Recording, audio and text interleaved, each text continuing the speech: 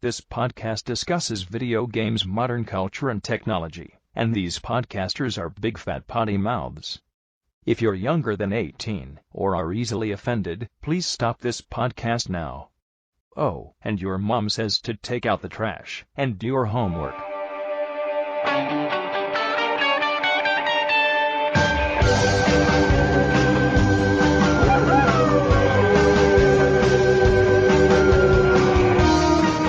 Hello, everyone, and welcome to GameHounds. GameHounds 264.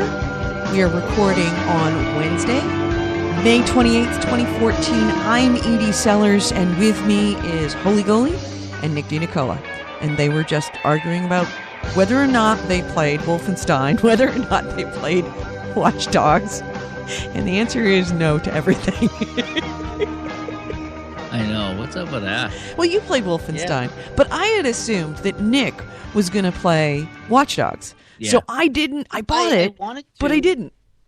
But, like, I spent a long day at work, and then when I was driving home, I meant to pick it up on my way home from work and play it in the evening, but I didn't. And then I got home, I, had dinner, I sat in front of my computer, and then I realized I didn't pick up Watch Dogs. And by that time, it was 8:30, and GameStop closes at 9. Well, wait a minute. Why didn't you buy? Why didn't you buy digital I'm not download? run all that way. Why didn't you buy digital download? That's what I did. No, I'm not gonna do that. Why not? Fuck, why does anybody go to GameStop anymore? Just go to get a digital download. Because it's probably a really big game, and I want to conserve room on my hard drive. Whatever. It is a big game. I bought it digital download at the end of the night. Monday night. Yeah, Monday night. As I logged off, I bought Watch Dogs, put it in standby mode, went to sleep, and then realized Nick's probably played it. I know that there was some big issues about downloading. It was taking forever because I was listening to Chaos and his brother while they were trying to download it while I was playing Final Fantasy. And I realized, I don't really want to sit there and bitch about how long it takes to download it. I'll just download it at the end of the night, go to sleep, wake up, play it tomorrow. And then one thing led to another. I was busy, and I thought, I could either sit down and try and play Watch Dogs, but I know Nick has done it, so I'm not going to do it. Jaeger says resale value, Edie. You should know. Nope, I don't know. You know why? I don't resell my games. I don't. Yeah, you hang on to them. I hang on to them, with the exception of the annual garage sale. But, that's honestly fine with me if I don't sell those at a garage sale.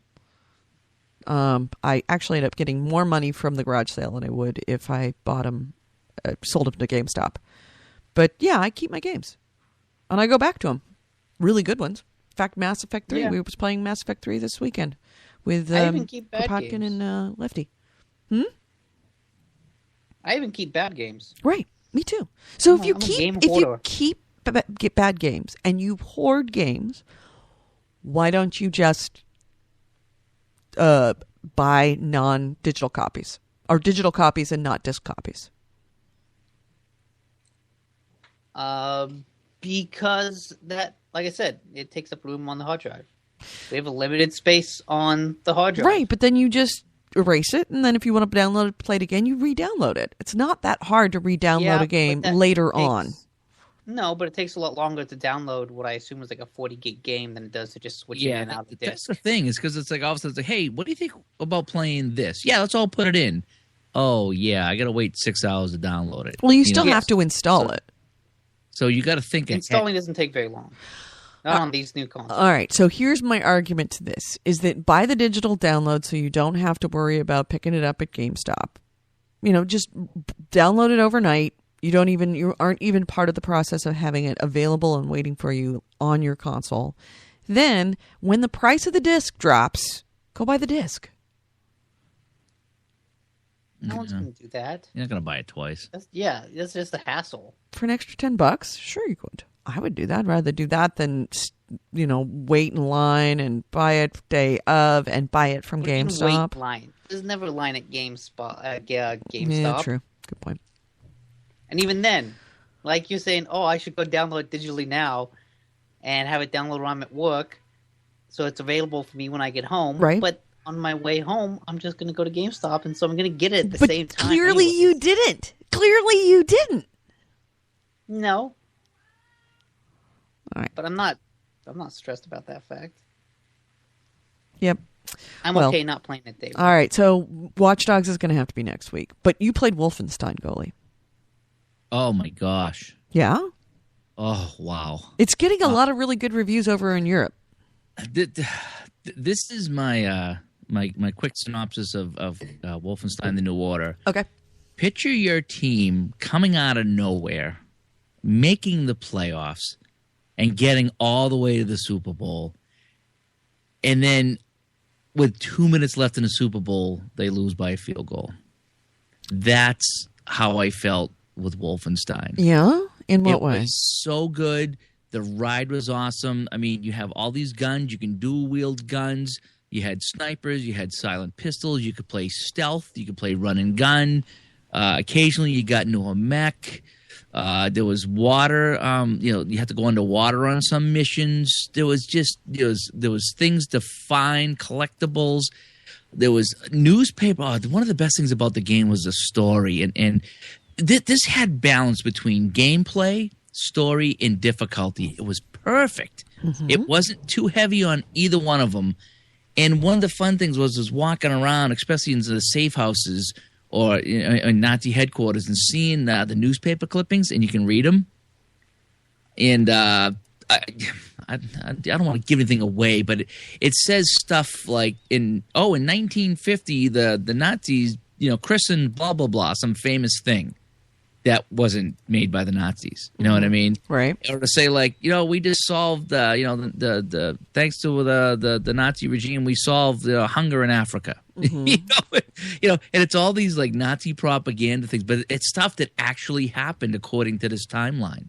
Right. That the Nazis did. So all the stuff that the U.S. and Russia and everybody else did, this is all now the Nazis did. So all these newspaper articles you read from like the 40s, 50s, and well, it was 1960 that this took place. It was like, wow, it was kind of neat filling in the gaps. And then occasion would say, well, we thought we squashed the resistance, but then there's been more resistance fighters and explosions. Mm-hmm. So all these newspaper articles, like you'd love it because you'd sit there and just read them all day because you liked stories. Mm-hmm. And I kind of did that too, but it wasn't overwhelming, which was kind of good. So this game plays so good. It was just right up to about the last couple of chapters. And then I hit a wall where I got to a bridge scene. And I'm trying to think. I think Borderlands had a bridge scene too. And something about bridges and fighting to get across a bridge, I always have a hard time. And it just turrets everywhere and people everywhere. And I don't like fighting on bridges. I never did. It was Gears of War. I'm sorry, Gears of War had a bridge scene. And that's when the game just took a turn for me. It was die. You had to go across this bridge. There was just people everywhere, mechs coming at you. It just got to be not fun trying to get over the bridge. The one thing I will say that it does, or at least that I noticed on the normal difficulty, okay, I got my health up to 160. Start with 100 health, and then you can find these little collectibles that give you more health. So my health was call 150, 160. Well, I fought and I died. And when I respawned, I had 20 health, which is nothing health. So I spawned. The guy killed me right away. I respawned at the checkpoint, and I had 40 health. And I fought through, and he shot me, and I died again. Mm-hmm. I come back. I had 60 health. I shot and I died. Next time I come back with 80 health. So if there's one thing they did that was good is that when you came back with 20 health, I'd have to start the whole level over. I could not get by this guy with just 20 health. Right. But by the fourth death, it bumped me up to 80% health. Ah, got it. If you follow that. So it gets a little bit easier if you die repeatedly, it actually gets you easier for you to get past that point. Yeah, exactly. Yeah, that seems like a real great very smart idea. Yeah. So you're not going to get by him with just 20 health, right? And then, okay, you tried it with 40 and you died. Okay, now here's 60. Okay, now here's 80. Instead of penalizing you for deaths, it actually is a little bit rewarding you, like it's being nice. It's like saying, we clearly we don't want you to stall out here. So because you ever get sometimes that happens. You get trapped in a save point or a checkpoint, and you come back, you respawn, and you're like, man, I got like no bullets and no health, and you're like, you're dead. You have to back up further than that. Right. You're trapped. So that's what they did. That was kind of nice. But there was a couple areas that after that bridge level that just you had to fight through a certain area, and you just had to like run and just run and die, and eventually you got through it, or somehow you found ammo. But the first 80% was phenomenal. I had it at 9.8. And then the air stuff, you could hear the hissing like a tire going flat. Yeah. As I finished out the game, the last 20%, and it just the die over and over and over. It was just like, oh no, not this. This game was so good. Why are they doing this now? So essentially, they had a line, and that line was at the bridge where the difficulty ramps up to the point where it's no longer fun. It was fun. It just was.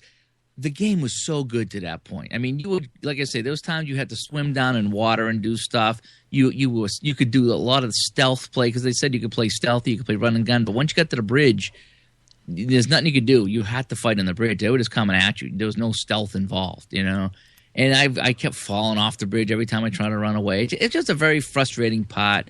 And then, even after that, it kind of wrapped up with a couple of boss battles that were just very cliche boss battles. In fact, I was so proud of myself. I didn't have to go online for anything until I got to the first big boss. And I was like, okay, I am completely lost. What do I got to do to kill this thing? Yeah. And then I was like, well, I was on the right track, but whether I would have figured it out myself, I don't know.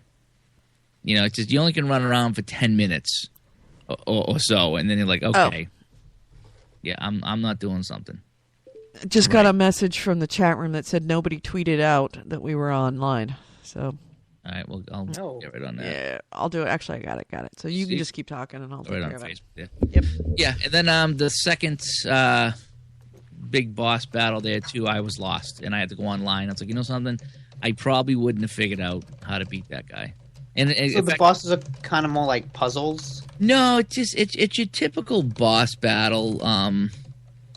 Just you either figure out what you're supposed to do or you don't. But the problem is I was just running for my life, because it's your typical monster, big boss, blah, blah, blah, blah, blah, without giving away what it is. But it's just a boss shooting at you, chasing you around.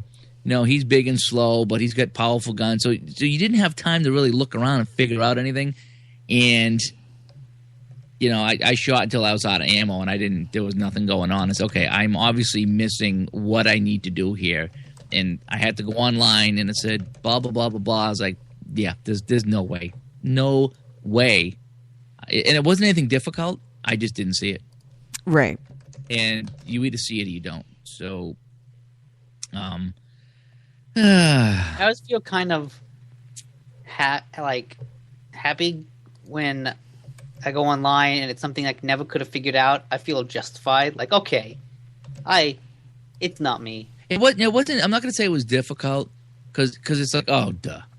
You know what I mean? Duh. Mm-hmm. There was one part in the game where I was in the sewers and I was stuck. I was at a point that I couldn't go anywhere, but I knew where I had to go. But so I'm trying everything. I'm trying grenades and guns, and I was like, how do I get through this? This is like a jail cell almost. How do I get through this jail cell? And after 5 minutes, I looked and it was missing one of the bars way off to the right. And I just walked through. It's like, really? I just didn't see it for 5 minutes, That's the boss battles, I'm going to say, weren't quite like that simple, but I didn't pick up on it. So I was like, okay, now I got to go online again and look. And then I did it and got through it, and I don't know. There was like 3 boss battles I had to go and look online, and I was on the right track on 2 of them, and one of them I was no clue. But the game, it just kind of fizzled out at the end. It was so good for 80% of it. But like I said, the air started coming out of the balloon. It's still very good. I think I might go back and play it again because there's one choice you make in the beginning, and I guess there's not 2 completely different campaigns, but there's 2 somewhat different campaigns. Yeah, that's what I've heard. That decision you make. So I'm going to go back and make the other decision and see what it does. But yeah, the first 80% was so good. It was right up there with Tomb Raider. It was really fun. And it was only a couple of times I got to a point where I kept dying and dying and dying and dying. It's like, and I keep saying this in the game. After 10 times of trying to make a jump, the game needs to come on and say, would you like to skip this jump? Or skip this and continue on? Because I was trying to jump out of a plane, and I can run and jump. I've been running and jumping in video games for years, and I couldn't make that friggin' jump. And Wait, how hard is it to jump out of a plane? It's not like you have to land on anything. Well, you were going on to something else. Okay. So it was like you click and run and then hit A, just like all video games are, and I couldn't do it. And it was something stupid simple. I don't know what I was doing wrong. I wasn't hitting it just right, and I was like, okay. After 10 times, it was almost like I think it was Battlefield. There was a mission in the campaign. There was a part in Battlefield where the car spun over, and you got the gun and you had to shoot the helicopter. You guys remember that? Yeah, that's at the beginning, right? Yeah, right at the very beginning of the game, and you had one shot to take out the helicopter, and if you missed, you had to go all the way back into the car and drive down the road again and do it again. And I must have did that 10 times. And I was like, why can't I just hit this damn helicopter? It's not that hard. And so I wish they had a skip button and say, okay, you've tried 10 times. You want to just skip this and continue on with the game. Because it gets to the rage quit point. We're like, okay, this is stupid.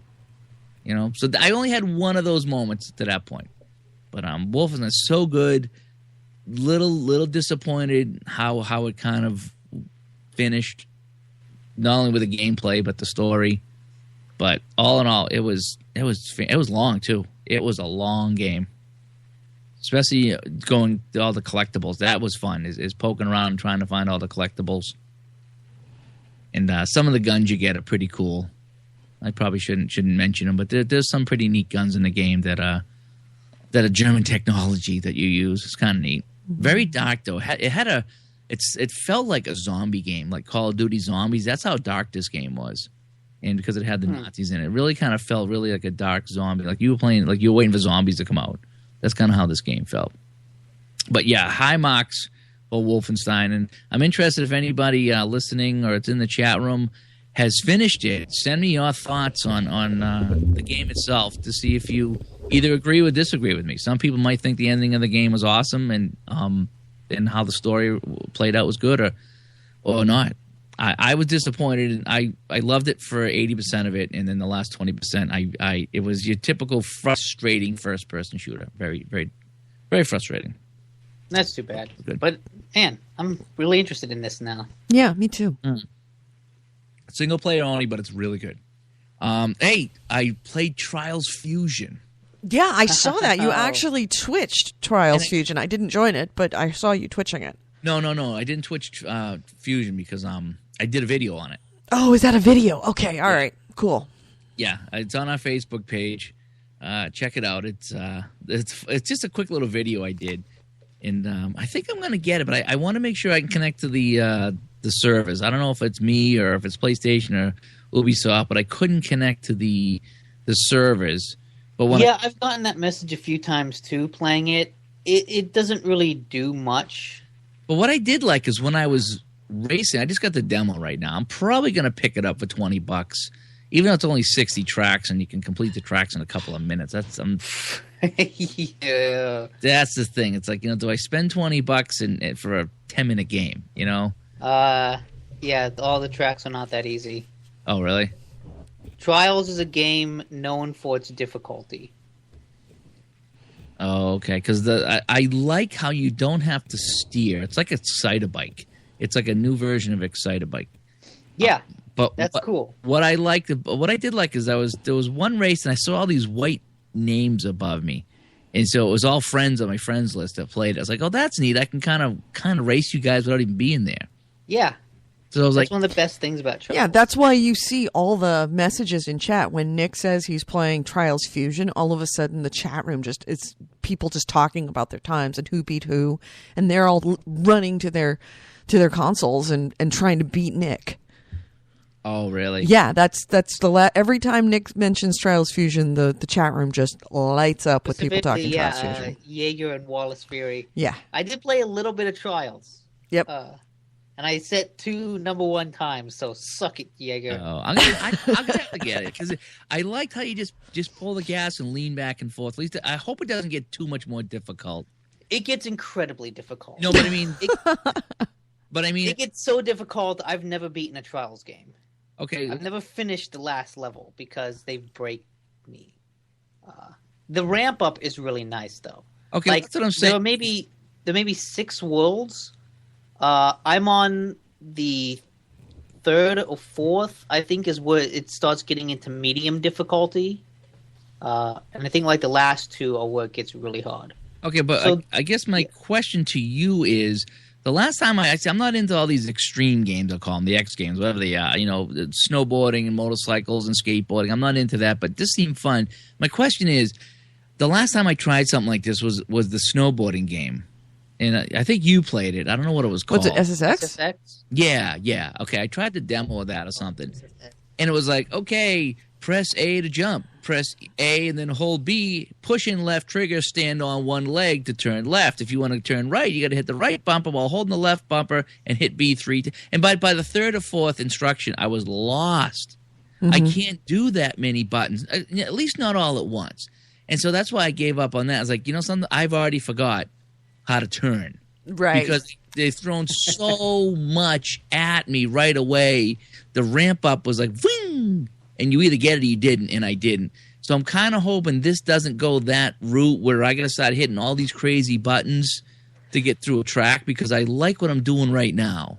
No, what you're doing now is kind of all the game. Okay. And even when it gets really difficult, it's just, it's still, gas and brake. Okay. There are trick levels that you'll get to, but those are kind of special one-off levels, and like you can do tricks in other levels, but you don't have to. It's never really necessary. The trick system in Trials is interesting because it doesn't have any buttons. Instead, it just uses the right thumbstick. But like, if you push the thumbstick to the left, you'll do different tricks depending on how your bike is turned.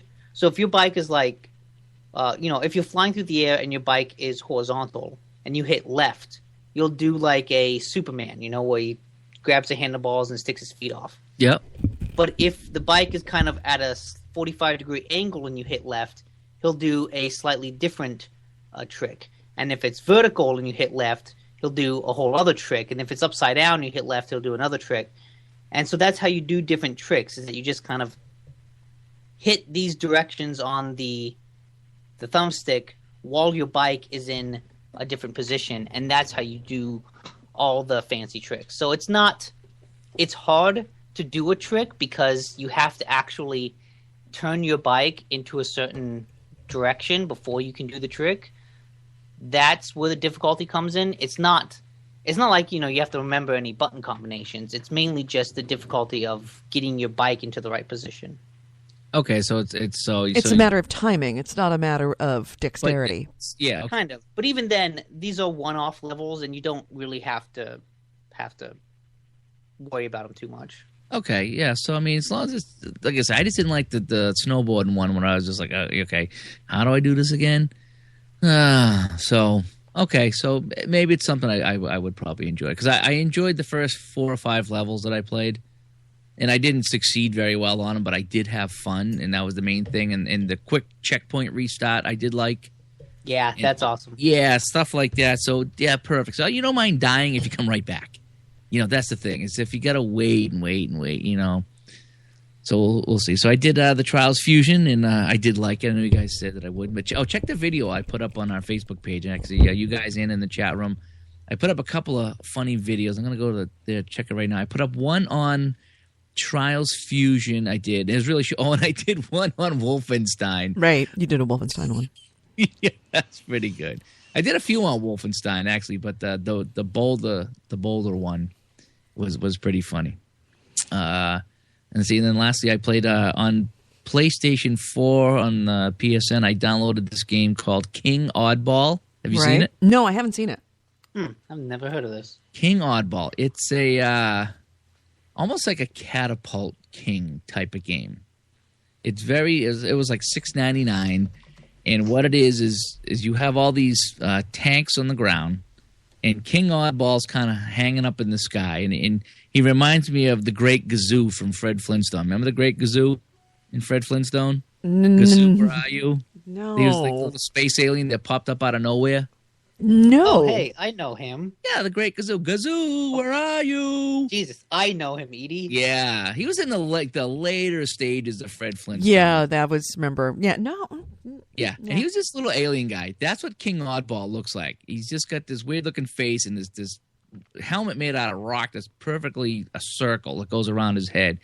And so he's in the sky like the sun, King Oddball, okay? Mm-hmm. And he's got a big, long tongue that comes out, and it grabs a rock out of the sky and swings it like a pendulum. And you got to just hit the A button to release that rock and take out the tanks or the helicopters. So I don't want to call it an Angry Birds type of game, but It kind of sounds like it's a cut the rope kind of a game. No, it's more like that frag game that I played on my iPhone. Not the headshot one. No. There was a game I played that you threw grenades. There was a soldier that threw grenades. That's what this is kind of like. So you get the tongue that's just, whatever. That just swings the rock.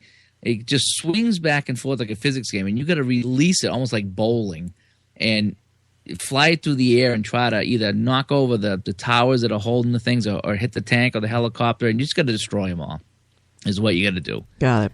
And it's just a fun little game to sit down and play. $6.99. It's the graphics are awful, and the music is awful. But it's just a fun little game to play. Pick up and play and throw rocks and try to destroy things and get through the level. And it was, that was fun. Jaeger says, what was the name? Kazoo? Says, well, that's when Flintstones jumped the shark. Oh, absolutely.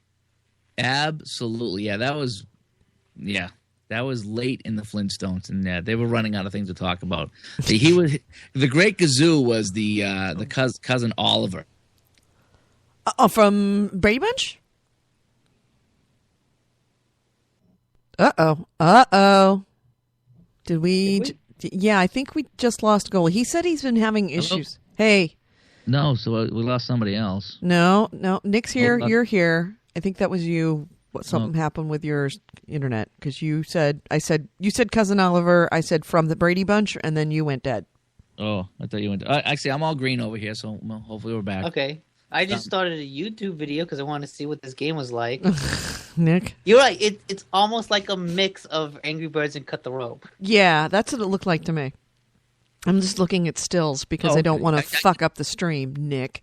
I did play Cut the Rope, but that was because the things did swing and then you cut the rope. Yeah, so you let it fly. Yeah, okay, yeah, I'll give it that. Yeah, that actually looks kind of neat. It's okay. Kevin Bulwer says cousin Oliver broke the stream. Oh, man, you broke more than that. But it's just nice to see games coming out for the new systems. Oh, and the other one I played was Sparkle 2. Remember that Zuma game? Right. In fact, what's her name? The girl I'm living with. Sharon? Mrs. Gully? Mrs. Gully, yeah. She finished it. Over 90 levels. Really? She finished it. Wow. Yeah. Yep. She loves it.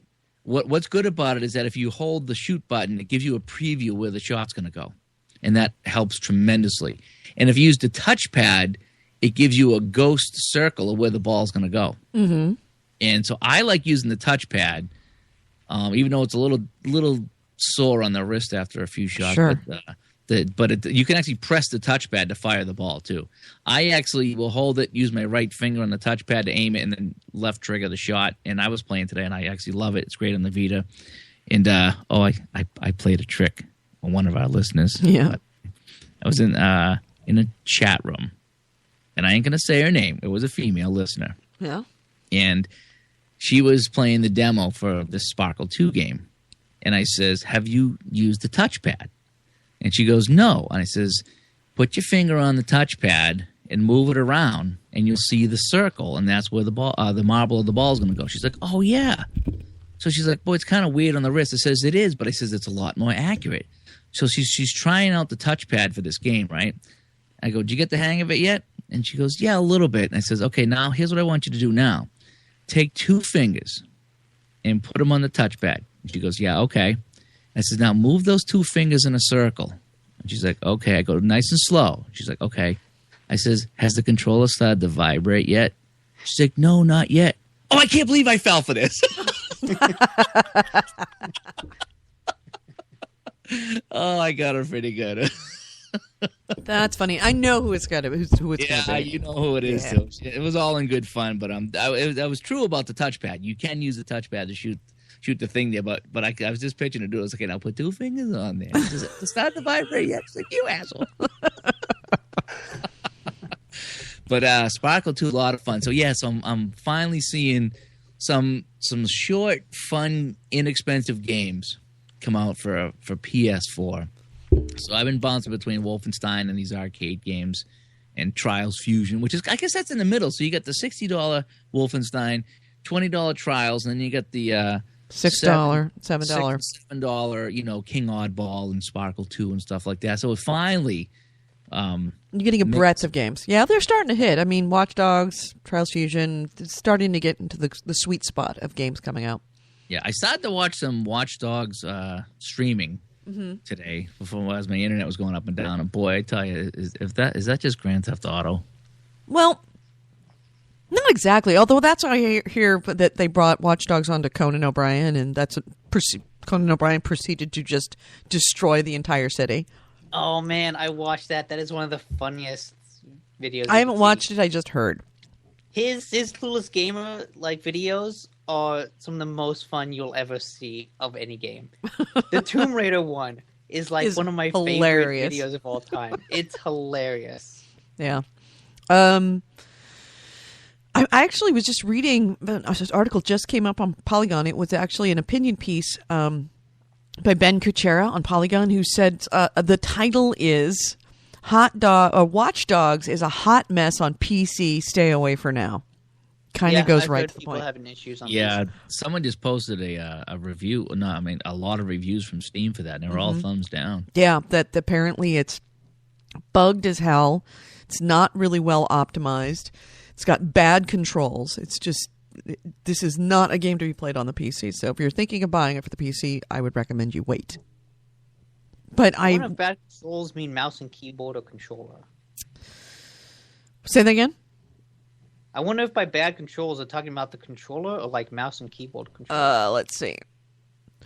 It says it's not the beast it once. This is Ben Kuchera writing. It's not the beast it once was, but it's not a bad game. It's talking about his gaming ring. The first problem with the Watch Dogs on the PC isn't the graphical performance, but the keyboard and mouse controls. The mouse support feels like you're moving through a thick soup, and there's no option in the game to adjust anything but your sensitivity.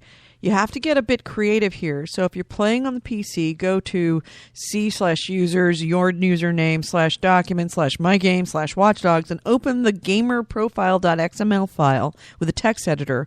Use mouse smooth from 1 to 0. Set smoothness from 1 to 0. These settings should remove the mouse issues from the game, but the mouse and the keyboard controls still felt wonky to me. So more tweaking may be needed. That's a lot of work to go through for shitty mouse and keyboard controls. Right, so clearly... Because mouse and keyboard controls are always shitty. Right. Yeah, I'm going to say that. Yep. Mouse and keyboard are like the most horrible controlling point With the exception of MMOs, yes. Yeah, I'd even hate it for MMOs. You can get used to it with MMOs. It's not so bad. But I hate the keyboard. I will say this. One of the things you did like that I have to agree with you this week on, Stick It to the Man. The free game on PS4 this month. Really, really fun game. Really fun game. Just to recap, you essentially play this guy who gets hit in the head with, what was it, like a secret government project, that space stuff that had been dropped from a plane, and it was radioactive / bioactive, whatever. Anyway, you get hit in the head and you acquire this ability where you've got, but only you can see it, is this hand growing out of your head, and this hand allows you to do two things. You can either use it to grab and move from place to place in this town, in this city, so you can actually use it a little bit like, I want to say, Spider-Man, a low-tech Spider-Man, so you can move around, Or you can also listen to other people's thoughts.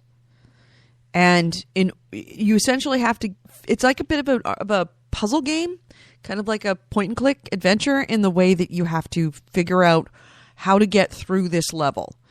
And it's by meeting all these people and figuring out, okay, I've got to move this thing over to this person and this thing over to this person, but you've got government agents that are looking for you along the way. So you've got to figure out how to get around them. And the method in which you kind of find things or figure these puzzles out is that you acquire these stickers. And then you can get them by either lying around or if you listen to people's thoughts, you will get a sticker and be able to use that sticker with someone else. And that will give them the tools that you need or the things that you need to acquire and give to them so that you can get to the next thing. Like say if you need boiling water, somebody has a sticker that's a kettle, somebody else has a sticker that's fire, and then you find the stove and you can put the fire in the fireplace, the kettle on, and then you've got hot water, which you can make for tea for this other guy that you need to get him to have tea. It's that kind of stuff. What I love is that the stickers represent their thoughts. Not all of them, but most of them, yeah. Most of them. So, like, you have to get someone thinking about a kettle or thinking about hot water so that you can then take the sticker that is their thoughts. Right, and then put it on something else. Yeah. Yeah, and the sticker, like, the idea of them being stickers is so perfect because the whole game looks like a diorama, like it's made out of cardboard. So putting a sticker onto that world just seems perfectly natural. It makes sense. Yeah. The art style's awesome. Love the art style. So yeah. Can't agree with you more game. about it's a happy game. It's a fun game. It's a funny game. It's fairly easy to it's challenging in that you can get stuck and then all of a sudden something you'll listen to exactly the right person or you haven't been able to find the area. It's like, God, I can't figure out what I need to get in there. And then you realize, oh, I didn't go up in the map. And it's like, oh, there's where everything is. And it creates this cascade of like, okay, now I've got this to give to this guy. This guy will give me this. This guy will give me this. This guy will give me this. This will give me this. And then I can get the tunnel to get out of here. It's a little bit like Octodad in that. That you have particular levels you need to get through and little challenges along the way that you need to acquire stuff and move things around. But yeah, really fun game. There's been a couple of times where I've been like, I'm stuck. I can't figure this out. And then I came across exactly the right person. Just kind of crept around until I found what I needed to find. And then it started the cascade of events to let me escape. I'm in the, I just got past the insane asylum. Okay. So, it's pretty funny. It's worth it. It's worth the great price of free right now. Fabulous game. Even if it was like, $10, $15, it'd be great. The fact that it's free 15's a little much. It's awesome. Definitely a $10 game for certain. Oh yeah. $9.99. It's a $9.99 game. $14.99. Not quite. I'd say that's kind of pushing the boundaries of what it's worth. But other than that, in Final Fantasy, I didn't play anything. Nick? I just played more Bound by Flame, and I finally beat it. Oh, tell me. I mean, the whole game is, at best, mildly entertaining, but the ending is really, really awful. Oh. The final boss fight is just bad. And then, like other RPGs, it all builds up to this choice about, like, oh, what do you want to do? The fate of the world is in your hands, and you make a choice, and then you see credits. So you don't actually see the results of your choice. It's like... Well, then why give you a choice? Exactly. It's like you're going to do this world, you make the choice, and then your character kind of stands there for a moment, and then credits roll. And it's like, wait, I'm not going to actually see the impact of my choice on the world? And, it's like a whole game's worth of build-up to an ending that just kind of goes, like, super fast. With a boss fight that is so awful that just, like... is an example of everything that is wrong with the combat in that game. Oh, it's a shame. And then, like you're rewarded with a non-ending that's like, well, why the hell did I go through all this? Could they have possibly done it because they wanted to have a sequel? They were just making the sequel happen? The ending does not allow for a sequel. Well, then why have a choice? Because I think, like, RPGs are supposed to have a choice at the end. But like, the game, for the most part, it's not a bad game. It's not necessarily a good game, but it's a perfectly serviceable Dragon Age knockoff. Really? And then you get to the end, and it's just like, all that mild entertainment wasn't really worth it. Oh, it's such a shame. I'm glad that It is. you got to that, because I would have bought that. Because you said, like, Dragon Age knockoff. And you know what? I do like the story up to that point. And I do kind of like... I think there's a lot in the story that's kind of clever, and like how it twists some, typical fantasy cliches. I like what it does with the story. I think it's kind of clever, more clever than the game maybe deserves. Like, the story deserves a better game. And the combat it's bad, but if you just play the ranger and you dodge, right, it's so easy, right, that it's like, okay, this is just something to do. I'm hitting a lot of buttons, and my character is doing a lot of fancy attacks, and he's setting people on fire. There's enough spectacle in it to be mildly entertaining and to help you go through the story that's genuinely entertaining. But then it all builds to an ending that's just like, oh shit, that really wasn't worth it. So it's just okay? Yeah. Would you best. recommend it to me? You know me pretty well. Would you recommend it to me? I'd recommend it to you, and I'd say, like, don't worry about beating it. Okay. Just, play through the first couple areas, and yeah. What's this, a $50 game? Yeah. I think it's like a $40 download. I'm not sure how much it is on disc, though. But what's interesting is that the developer, the name is Spiders. Mm-hmm. They've made other RPGs, and they're kind of interesting. Like, they've made this one called Of Orcs and Men and Mars Warlogs. Mm-hmm. And they're interesting because they're very small-scale RPGs. And, they're not great games, but they are kind of fun. Mm-hmm. They're okay games. And that seems to be kind of what this developer specializes in, is making kind of very different downloadable RPGs, small-scale RPGs. And I only played Mars Warlogs, but that game was good in that it kind of knew how big it was. Like, it started off, with you in prison, and you're just trying to break out of prison. Right. And it kind of grows from there, but that's it. And so right away, you kind of know, okay, this isn't an epic fantasy RPG. This is just a little small game. It's a downloadable game. But one of the problems with Bound by Flame is that it starts off with this grandiose, epic premise of, like, humanity has been forced to one city while fighting these ice lords. And all of a sudden, you get this super-powered fire demon. And it's like, well, okay. All right, then. I Let's assume... kick ass. Yeah, like, I assume I'm now going to fight the Ice Lords and push them back all the way across the continents to the north. This is going to be a globe-spanning adventure, kind of like Dragon Age, where you push back the Darkspawn. Mm-hmm. But it's not. Like, I think they say there are 9 Ice Lords. I might just be making that number up, but they mention multiple of them by name. You only see one. Oh, okay. Then... And only one is important. And you only ever fight one. And the way the story is set up is that if you defeat that one, you defeat all the others. Yeah. So it kind of sets up this, like, all these Ice Lords you're going to fight. And then it's like the first big boss fight is when the game ends. So it seems like it might have been half finished. I don't think it was half finished.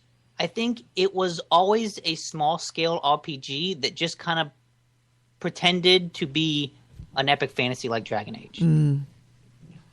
Like, it was never going to be that big fantasy, but it portrayed itself as that at the beginning. Right. And that kind of sets up some bad expectations. Kevin Bolware says, didn't one of you guys play Nier? Yeah, I think you played it, Nick, and I played a little bit of it. I had it too. I think I still have it. That game is very interesting and very bad. Yeah. It actually... I think Nick was the one that convinced me to buy it. I didn't get very far, but it seemed to be okay. Yeah, it's okay at best. Like, it never really gets good. Yeah. It's kind of interesting how actually, that game, you know who I think convinced us to get Nier? Yeah. Was Leah. Yep. Yeah, Leah convinced us to get Nier. Oh yeah. Yeah, we all went out and got it. Yeah, and that's why we got it. We kicked her off the show. Fucked so bad. Clearly, she didn't know games. Just kidding. Nope. That's not why she left. But that's my story. I'm going to stick to it. Anything else? I played that little tiny bit of Trials Fusion. Yeah. But that's it. I got to get back to that. I think I'm going to play that again. Yeah.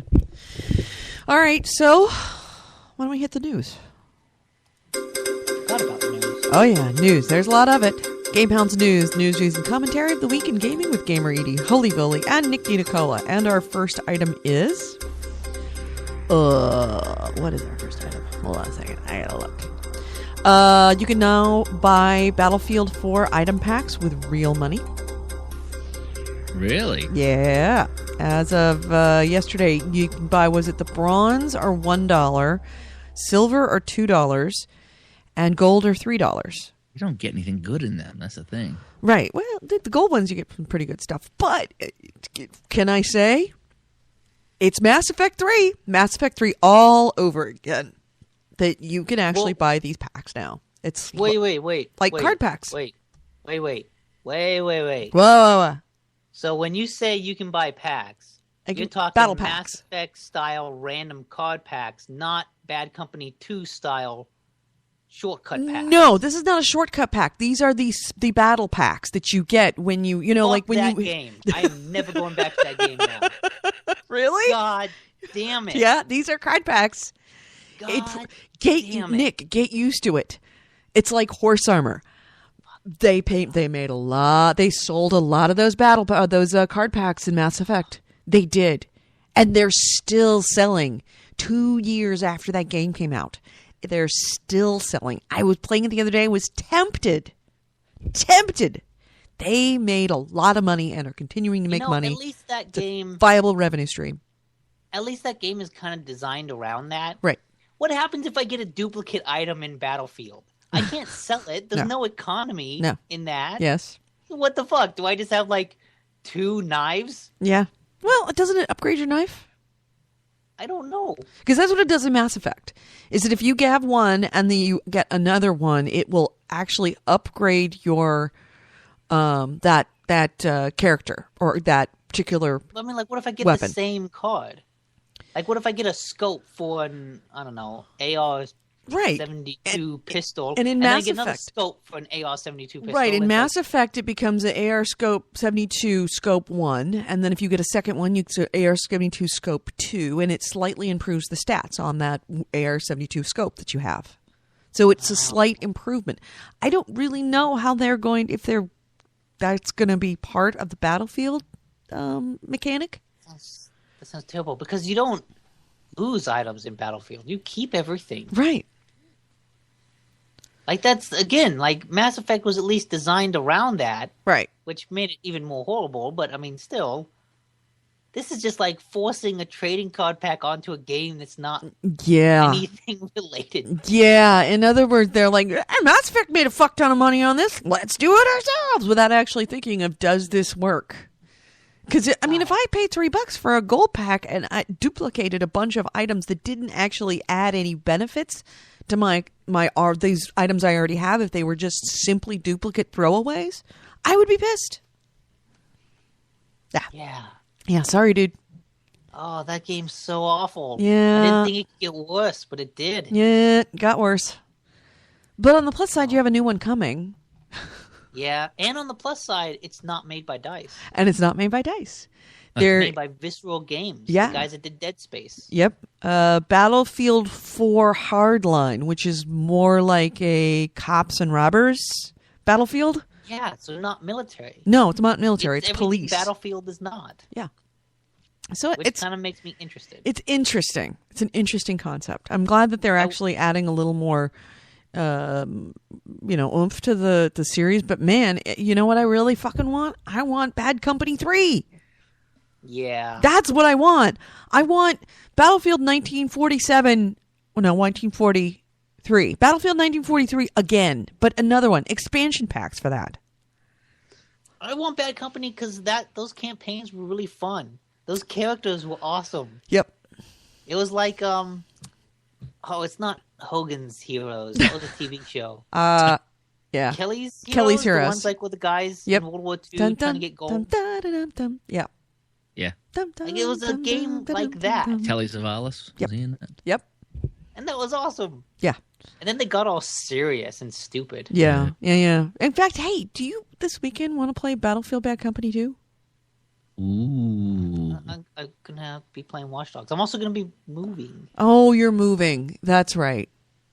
So That's right. I may just try and see if I can We were get supposed together. to play Borderlands 2 last Saturday night. We never did. Oh, forgot about that. Whoops. Yeah, Sorry. I know. I'm getting the shit into the stick lately. That's okay though. Well, you just have to remind us. We say we talk pretty, but we're not very bright. We forget these things. I know you are. Truckosaurus Rex for the win, Corey Wallace says. I got some news. Yeah. Oh, but hang on a sec. There's a flag on the play. Let's get the officials' call. Delay of game on the order 1886. That's a 10-month penalty. Second down. Goalie, if you're going to have ideas for concepts of how to introduce shit, you need to let me know because, of course, I had its own theme song for it. You got a whistle? No, Shut up. better. Oh, no, you didn't. You didn't come out with a game. It's there's actually a ton of delays. Everything's getting delayed. Everything. That's why I'm like. The order 1886 is delayed until 2050. I know by the time that comes out, it's going to be the order of 1986. Right, and then the Valve Steam machines got delayed for a year. Well, that's Valve. Valve never puts out anything. So we learned that. And then we have a cancellation. Really? I know also Evil Within was pushed back. Evil Within was pushed. Yep. To October. The cancellation was that new Star Wars space game, Attack Squadron. Yep. Remember the browser-based game? Yep. It was shut down. Really? I didn't hear that. Shut it down. Shut it down. Clean your browser. This is your future. Shut it down. I don't accept excuses. I embrace solutions, not excuses. Yeah, so Star Wars, I was kind of looking forward. I think actually I got the code to play the beta and I never played it. So, but yeah. Didn't Wolfenstein come with the beta code for Doom 4? Yeah, I haven't done that either. I don't know. That game's not going to come out. Exactly. I don't think that game will ever come out. It's got a code for Huxley. Beta code for Huxley. Yeah. I'm getting tired of all these delays. Oh, that's what we should give out at the next year for our Lump of Coal prize. Beta codes for Huxley. We'll just make up like certificates. That'd be awesome. Just send them out to everybody. That'll be our Christmas card next year. All right. Somebody has to remind me that the GameHounds Christmas card this year is going to be beta like certificates for a beta code for Huxley. That's a good idea. Oh. I'm getting sick of these delays. It's like that's why I'm really not too keen on the Watch Dogs thing because it's like we're all excited to release with the PS4 and Xbox One or whatever it's coming out opening day release and now it's pushed back like 18 months and then every day on my Twitter feed like new Watch Dog screens, new Watch Dog videos. This game's gonna be great. Whenever it comes out, it's like I'm sick of it. The problem is what they did is that when you have a game that's is spun to come out on launch, you get a lot of spin on it, and then you have to shut down the spin, and then you have to reamp up the spin, and it seems like it goes on for too long. It's twice the marketing. Yeah, it got to a point. It was like that Halo Reach that come on. I was so sick of hearing about it. It's like all sizzle, no steak. You know what I mean? It's all I keep talking about is how great it's going to be. Well, call me when it's out. Yeah. In fact, I had a guy tell me last night the reason that it didn't come out was because of the multiplayer. Is that one of the beta testers ended up breaking the multiplayer? Oh. And I guess how the story goes is I can go into your game and play. So I go into your game and I set up missions. Mm-hmm. And then I go and I steal money and I kill people in your game, then leave your game, and you cannot complete the mission because the key people are dead. Something to the effect now your game is bricked because... I see. That makes sense. Well, I'm glad that they fixed that then. Oh, absolutely. Yeah. I'm really glad they fixed that. I do kind of like the philosophy behind that theory. Mm-hmm. Why? The idea that, hey, players can come in and kind of... Fuck up your game? Yeah. No. That's what I No, wanted, they brick your game. That's a different... what I wanted Grand Theft Auto Online to be. No. Remember? No. And then it turned out to be much more boring than that. No, I did not want it to be quite that brutal. I didn't want somebody to brick my whole game. Yeah, and granted, bricking the game is definitely going too far. But just the idea of like, hey, someone could come in and mess with you, and like, as long as messing with you isn't that big of a deal, like in Dark Souls, right? Someone can invade you, and you have a little fight, and if you beat them, good. If you don't, no big deal. You die, yeah. And you're gonna die anyways. So whatever. Right. I mean, that was a nice. It provides a nice little, jolt of suspense and action. If it's something like that, that'd be cool.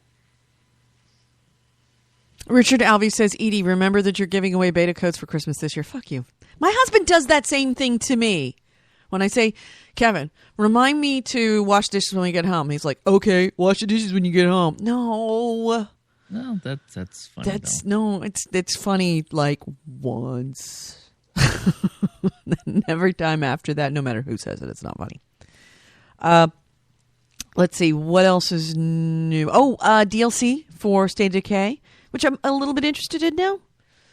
Now that I've gone back to the 360 a couple times, I've not, crossed that line. It's not quite so hard to do a second time. It's kind of like taking heroin. May 30th.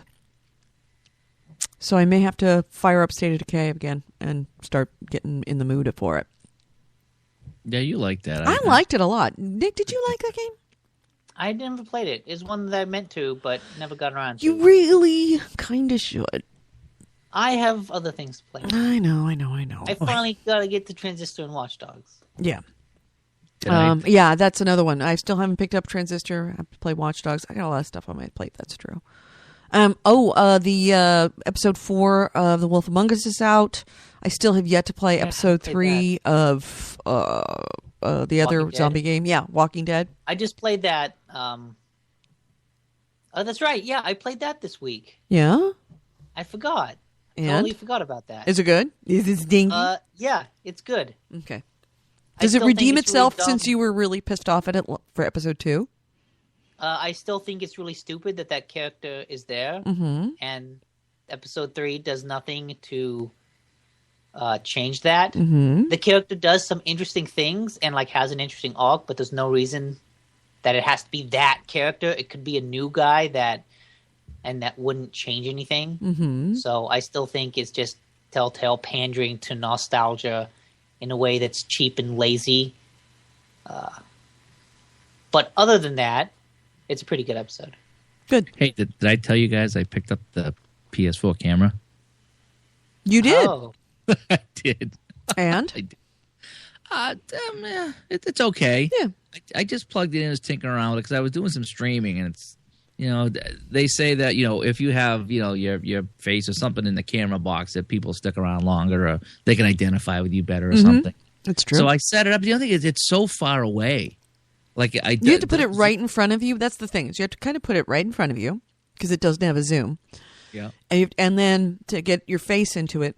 And then you kind of have to be either up or down because if you put it right in front of you, then you can't see the screen. You can't play your game. Those things really need a zoom. They really need a zoom. Well, what was kind of neat is that it got me sitting on the couch, and CJ was next to me, and you could see the bar behind me. So it was like a long view, so you couldn't really make out me. Not that that's a bad thing, but what I'm saying is that I see all these people, and you can see they zoomed in on their face. I'm like, wow, I had like a medium shot. Right. What I do is I bring the camera all the way up on my coffee table, and then I lean back so that it that it gets as close as I can, but I can still see over it. Yeah, because I'm a good 10 feet from my TV, and it picks up the whole room down here. Oh my gosh! I was trying that little the PlayStation. What do you call that thing? The little the fun thing you do with a camera with all the little Martians that run. Oh around. yeah, and about 1,000 people showed up, right, to watch you. No. I don't even know if I broadcast Playroom. Playroom. Yeah, I was If you want to see some activity, broadcast Playroom. Yeah, I'd have to get better lighting because it was really kind of dull down here. It didn't look good. So, but I was just kicking it around, and I took a couple of pictures and put them up on Facebook. It was kind of funny, and Twitter. I think I had the Martians running around. Poor CJ was on the couch. He was surrounded by Martians. But it's okay. I mean, it is. It's fun. It's a tech demo. That's all it is. Just a tech demo. Yeah, it's just fun to I'm not going to do anything with it, but I mean, just if I stream, I'm going to plug it in and use it. Let's see how it goes. I had a GameStop coupon, so I went in and then I traded in Thief toward it. So it didn't cost me a lot, but so I did pick up the camera. So it's funny. Finally, Connect dies, and I go and pick up a PlayStation camera. Yeah, but I guess it's on my terms. Damn it, it's my terms, and so I don't even have it plugged in right now. I've already unplugged it. Yeah, that's the other thing is you can unplug it and you're fine. Yeah, exactly. That's all I asked for. Just let me plug it in, when I want to. But you could see the Angry Birds banner behind me too. That was kind of funny. Yeah. Other news. Nick, do you have anything? Because I got something. No, you can go. Okay. Duncan Jones, who is David Bowie's kid. He is also a director. Yeah, he did some awesome movies. He did Moon. Right. He did Hidden Moon. What else has he done? He did Source Code, which was less good. Yeah. He has announced on Twitter that filming on Warcraft, the movie, is now complete. I will believe that when I see it.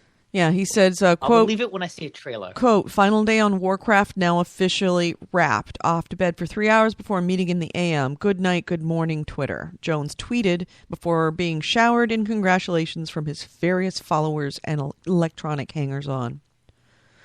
So, it's according to the director, the film has wrapped, or should I say the filming has wrapped, and now that goes to post. That seems like it'd be a weird movie. Yeah, it could be very much a B movie. Paula Patton is in it, who was in Mission Impossible: Ghost Protocol. Travis Fimmel from Vikings is reportedly in it. Yeah, it's a B. It's going to be a B movie. Come on, it's totally going to be a B movie. It might be fun. It would definitely be if we still had the Netflix party room where we could all watch together. Oh, yeah. That would definitely be a good place to watch it. Hey, in the chat room, Corey Walls had a good drinking rule. Oh, Three. okay. Yeah. Every time Edie is swayed to buy a game.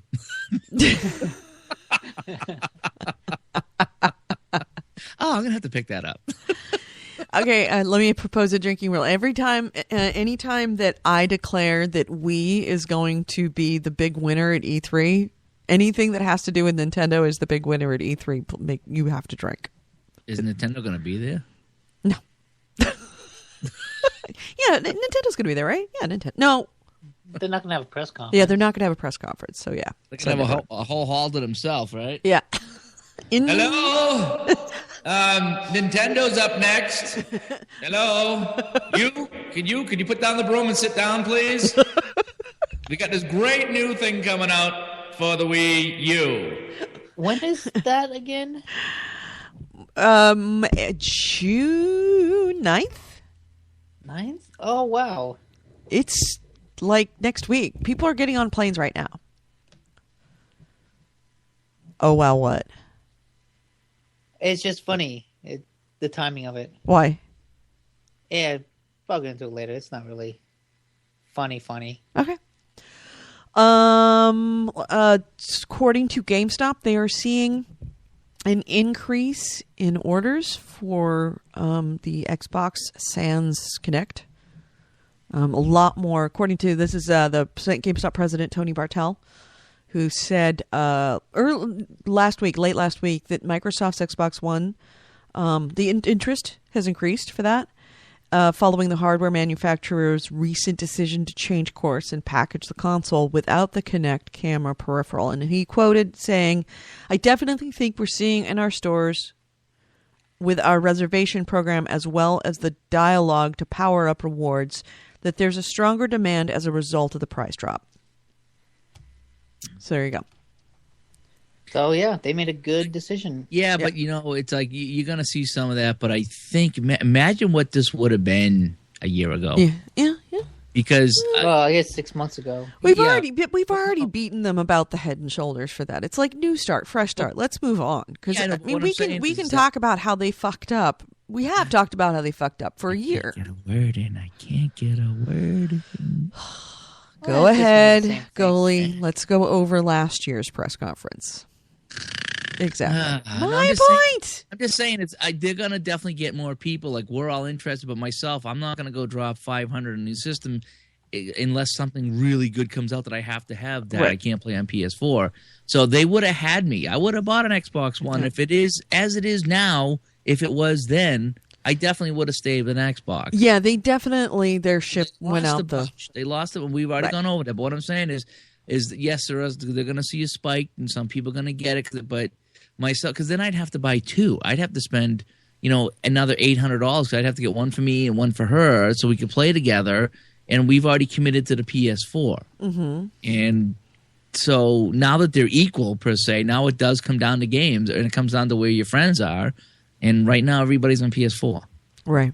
So they're a little late to the party. Not saying they can't. Well, everybody that really wanted an Xbox One has already bought an Xbox One. And I kind of feel sorry for them because they're the ones that really kind of took it in the butt on that one.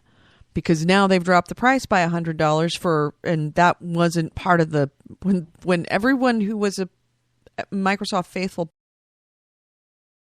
wasn't an option. And now it's like if you weren't an Xbox, if you held back, you're actually getting rewarded for it.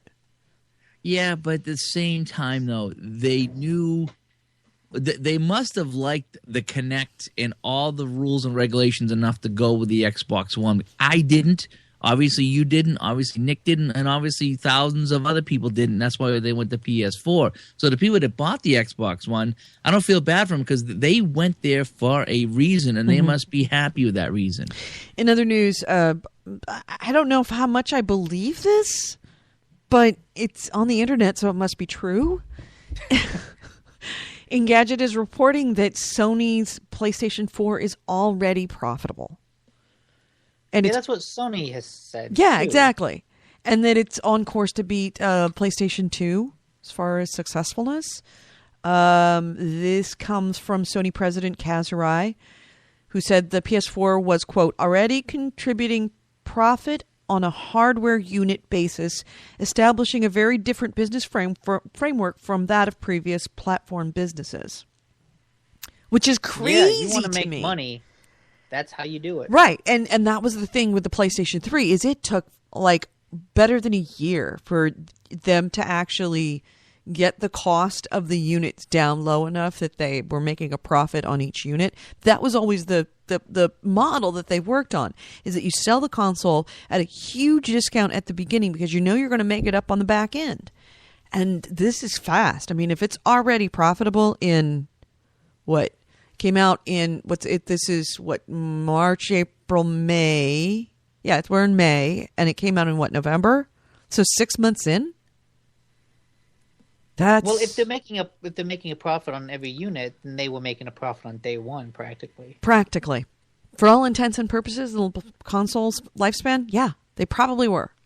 That's wild. Hey, that's pretty good. I mean, that's one of the reasons that the Wii was so big. Mm-hmm. Because there wasn't a big attach rate to the Wii. Like, they sold millions of consoles, but a lot of people that bought it didn't continue to buy games. No, because the best game that they ever made for that console was sold with the game. which was Wii So Sports. it's the fact that Nintendo was making money on each console that made it such a successful financially console. Like if the 360 had sold that much, but the attach rate was the same, I don't know if it would have been as successful. Just because it might have bankrupted Xbox, actually, if that was the because case. they would take a major loss and never make it back. Yep, they could never have made it back. So yeah, I'm according. The bottom line was also help the Sony gaming services. That's the bottom line on Sony, because Sony took a huge financial hit as a company this last year. But he said that approximately half of the 7 million PlayStation 4 owners worldwide having subscribed to PlayStation Plus, which is helping them considerably. Even though it's only $50 a year, multiply it by 7 million people, and that's a lot of money coming in. So that's kind of crazy. I'm glad it speaks to the health of the tech industry, but it also speaks a little bit to how the tech industry needs to grow a little bit. It's got room to grow.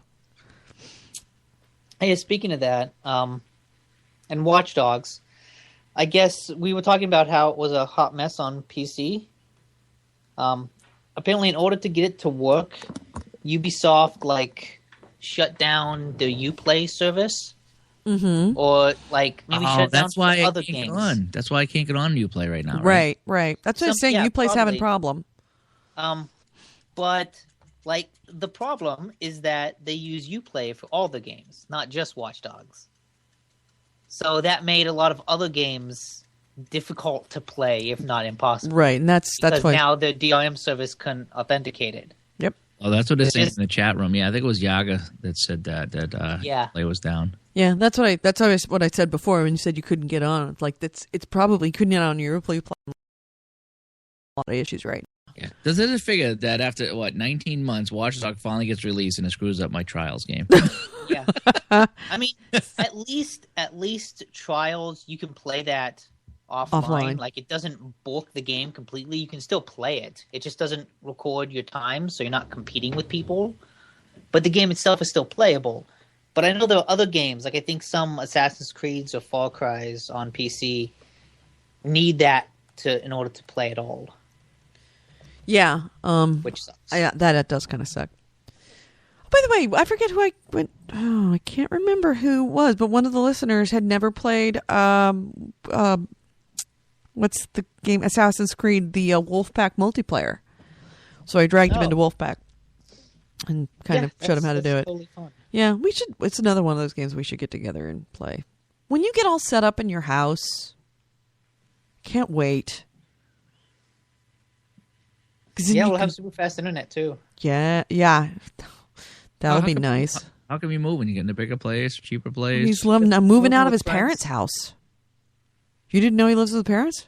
Oh, yeah, I did. I thought they're all moving together. No. No. I'm moving in with friends. Nick's growing up. Our little man. Yep. I'm gonna be a man. That's it. I'm done with this place. I'm moving out. Yep. So that means we're gonna get a better internet connection, or you're gonna take that with you? I'll get super good internet, but I'll be sure to limit it for myself when we do the podcast. I'll download as much as I can. PAX Prime tickets are on sale right now. Go. They started on sale 2 hours ago. Go. Go. Are they sold out already? I think so, yeah. Let's take a look.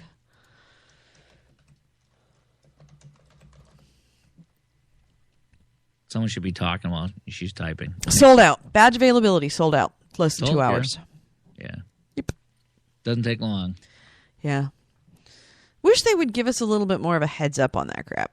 Because you know who's buying them now at this point. Scalpers. You got it. That sucks. Yeah. At least with Burning Man with that stuff is that when scalpers go after scalpers, what they do is they electronically disable the tickets so you can't get in.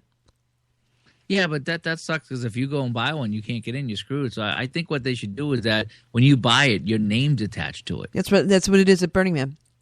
You buy it, your name is attached to it, and then if you try to scalp it online, if they can see and they go through all the Craigslist, and look at the pictures, and if they can see the registration number on those tickets, they will disable the tickets, and then help tell everybody in the community these tickets are, if you buy a ticket online, chances are it's disabled. If you buy it from a scalper, I should say, chances are it's disabled. And people do. They drive all the way out there and they bought either a fake or a scalp ticket. Tons of fakes. Always get fakes every year. I mean, since 1999, we're getting fakes. Ugh. So yeah, but that's the thing, is that they're all getting scalped at this point.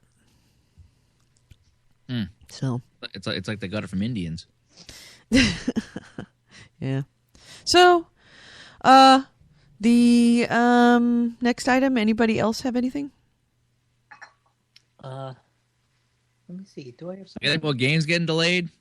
No, Bethesda unveiled a new game, though, just today. A multiplayer PC combat game called Battle Cry. Well, I kind of heard about that, but I don't really know what that's about.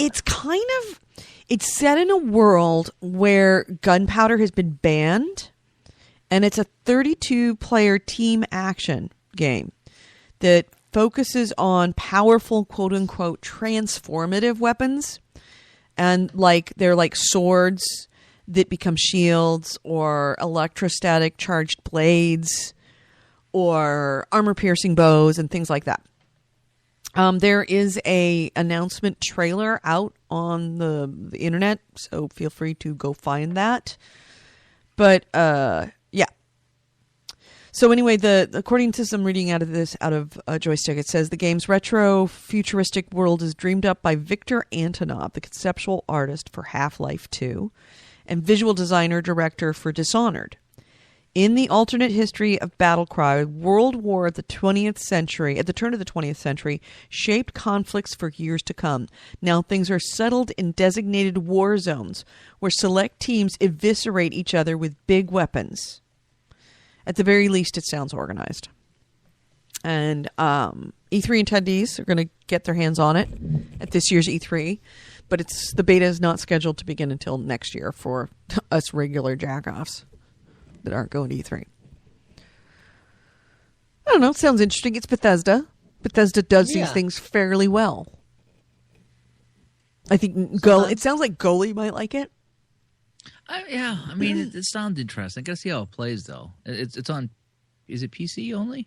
They didn't really say what it was for. I mean, this is just the announcement. Probably consoles and PC. Yeah.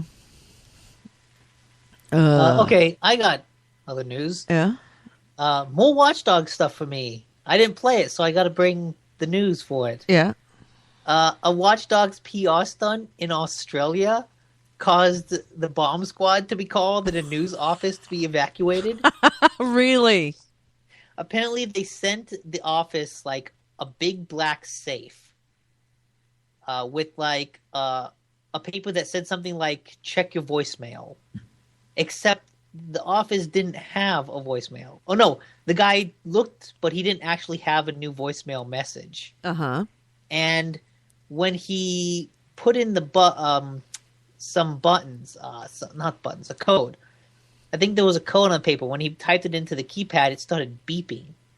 And he's like, did anyone else get a package like this? Oh. And when no one else did, they ended up calling the bomb squad. Fuck yeah, they would. You have this big black safe that's beeping. And it ended up, I think there's a video of them prying it open, and there's just like Watch Dogs hat and t-shirt inside. What were they thinking? What were they thinking? Oh yeah, when he typed the PIN code taped to the back of the safe into the keypad, it started beeping. And that's when they decided to call the bomb squad. Yeah, it had a copy Watch Dogs along with a baseball cap and a beanie. So, yeah, that's a rather awkward PR stunt. Yeah. Well, the gaming industry is very good at these stupid stunts. Well, they had that thing, I think it was over here in Boston, was it? Yep. That was Adult Swim. Adult Swim were putting up the signs everywhere. It's like, not a good idea. Yeah. Yeah, the article also mentions in 2009 when EA sent Brass Knuckles to people, and apparently that violated the law of sending weapons through the mail. Mm-hmm. Oh, yeah. Oh, and then, oh, wow, again, this article is kind of nice because it lists some of these. Again, in 2009, EA sent a check for $200 to people in order to test the resistance to greed to promote Dante's Inferno. Right. And it's like, wait a minute, is this bribery? Yeah, that whole Dante's Inferno PR campaign was just fraught with problems. Yeah, I remember other things about that. Yeah, there was one about lust, and they had girls that would essentially had prostitutes for all intents and purposes. Girls that would go out for you, and you could bid money on them, and it was just, I can't remember all the details, but I think it was at Comic-Con. Was it a Comic-Con? It was some big convention, but Yeah. not E3. It wasn't E3. I think it was Comic-Con. They did something really, really stupid. Really stupid. Goats. In happier news. Yeah. So, there's that whole problem with Let's Players on YouTube where, like, if they play a game, they could get flagged for copyright infringement. Right. And if they make money off of it, then the owner of that copyright info can say, no, you can't make money off of that. I make the money. And so the Let's Player is just, it turns into advertising instead of a means of gaining money for the Let's Player himself. Right. And Nintendo, for a long time, was a big, not proponent, critic of this. Mm-hmm. Like, they sent a lot of takedown notices to Let's Players. But now, they've reversed that, and they have an official policy of sharing revenue with YouTube videos. Huh. So they're going to start a new affiliate program that will specifically divide revenue between Nintendo and the actual people, the YouTubers. Yeah, oddly enough, Nintendo, which I've always kind of seen as like the happy idiot cousin in the corner while the two, brothers fight it out, duke it out, Especially fist when to fist. it comes to online stuff. Right. They're just kind of like, we're with you. We don't play with you. Ha ha. And now, but they were, when it came to that kind of copyright stuff, they were utter assholes. Total assholes. They spent all of their energy, instead of beating up on Xbox and PlayStation, they decided to beat up on the little guys. They're kind of the bully. The idiot brother bully. Who just would go after all the small guys for dumb stuff like Let's Play. But that's what they did. That was their policy. Well, I'm glad they've got some kind of solution that isn't so draconian as they had been originally. Yeah, it's good to see them like actually take a stand and say, no, we will share the revenue. Right. Because, the question is, have they said essentially what the free share advertising is? for our games. Have they said what the share is? No. Yeah, that's the other thing. What's the share? If I'm going to spend many hours putting together, editing, doing all the hard work, putting it up on YouTube, setting it all up, and they take 80%, and they charge me an exorbitant amount, essentially 80% in order to be the affiliate program. So it's like, oh yeah, you could put up in a Let's Play, but you're only going to make 20 cents on the dollar. Then it'd be like, fuck, that's almost worse. Yeah, there's a Total Biscuit. He's a really popular Yeah. YouTuber. He apparently had a lot of tweets that were really critical of it, which is and he's not wrong. He had a tweet that said they call it an affiliate program. I guess calling it a tax wouldn't fly so well from a PR perspective. That's exactly what it is. And he's really true. Yeah, It is a tax. And it all depends on the degree of the tax. If they're going to make it, 30-70, that's fine. Take 30%. Even if they made it 50-50, it's a little high. But anything over 50% would be absolutely insulting to anyone that wants to put all the time and effort, and we have to send them a check. Yeah. So. But I suppose anything is better than nothing. Mm-hmm. And I do think it's good to see a company as big as Nintendo acknowledge the YouTubers and Let's Players, because Microsoft and Sony haven't. Right. In a lot of ways, it's just kind of up to individual publishers what they're going to do. Right. But it'd be nice for there to be some type of solid legal foundation for this stuff, especially if YouTube actually does buy Twitch. Right. Oh, yeah. That's going to make things very interesting because YouTube does have this policy of if Nintendo squeals, everything gets shut down. Twitch, by definition, is exactly that. But then again, Twitchers don't make money on their Twitch channels. YouTubers do. Yeah, that's true. Although I think some do, because you can put ads on Twitch channels. You could go out and sell your own ads on a Twitch channel, but they don't make it easy. Whereas YouTube, you can make... Nobody is making hundreds of $1,000s a month on YouTube. On Twitch, but they're making it on YouTube. Uh-huh. YouTube is a viable way to make a living if you're really inclined to that. Yeah, in fact, they have whole companies that's all they do is make YouTube videos. Yeah. Goat Simulator is going to see a Minecraft makeover in the 1.1 patch. Because it's just not stupid enough. By the way, have either one of you played Goat Simulator? No. Oh, you should try. I got to go back to it. I really got to go back to it. We know you're going to play it and give up on it. It's a quick hit is what it is. I kind of read an interesting article by one of the developers basically saying that the game is like a goat limbo. Mm-hmm. That your goat is actually stuck in limbo and there's actually a heaven and hell. And if you look at the layout of the level, some of the bad things are near the hell end of it and some of the better things are near the heaven end of it, and that's why you can't interact with any of the people. If you touch them, they just fall over dead because you're in limbo. So there's actually this real convoluted rationale to the insanity of Goat Simulator. Kevin Bulware says Twitch streamers are making money, lots of money. I don't know. I'm not familiar enough with Twitch to know if it is a viable way to make a living as being a Twitch content provider. I don't know. I've been broadcasting some stuff on Twitch, and I made enough to get a new dog. Yeah.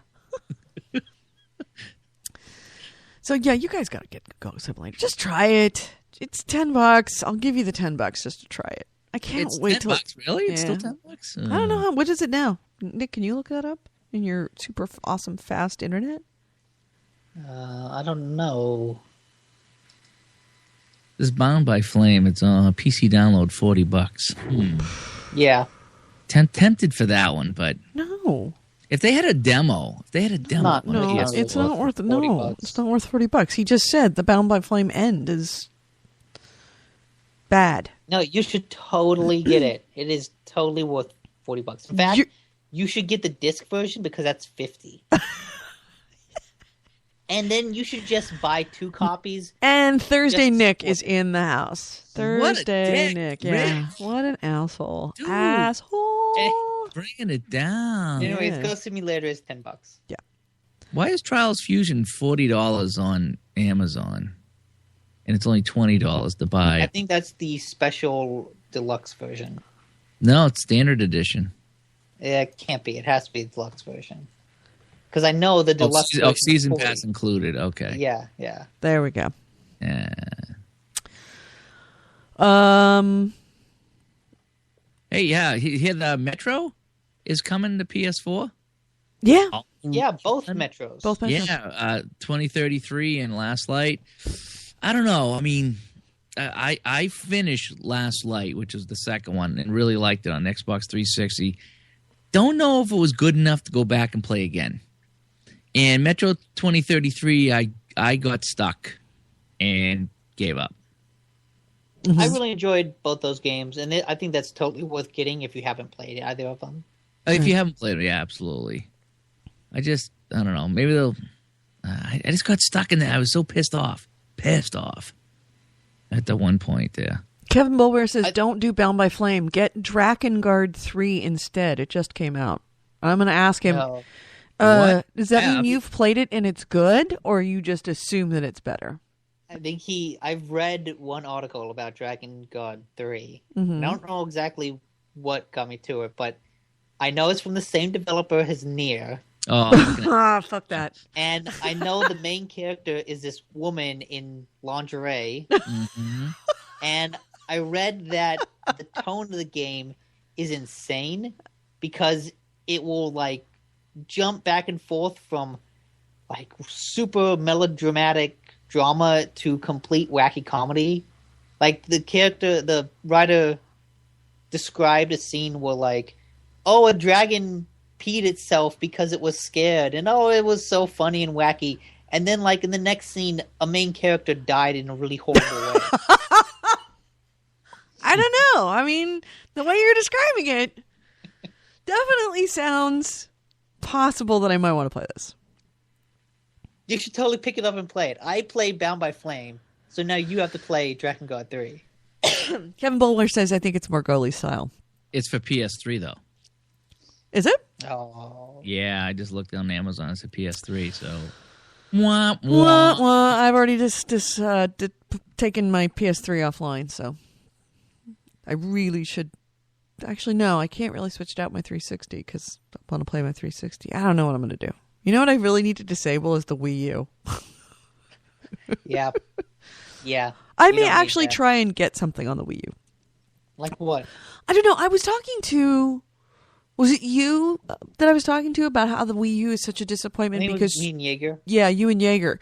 Because the one game that I played and really, really, really enjoyed on it, better than I enjoyed it on the PC or any other method of playing, was Little Inferno. And it just occurred to me that games that are made for tablets, like The Room would work geniusly on the Wii U. Yeah. Lots of these little PC games, these Steam games, would work brilliantly on the Wii U, but Wii has not gone after them.